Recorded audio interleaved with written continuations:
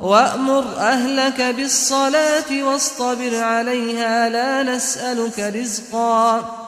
نحن نرزقك والعاقبة للتقوى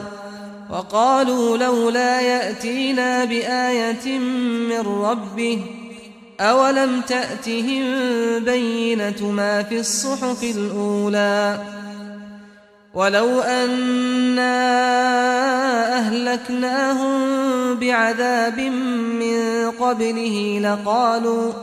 لقالوا ربنا لولا أرسلت إلينا رسولا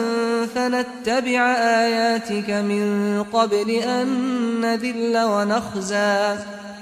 قل كل متربص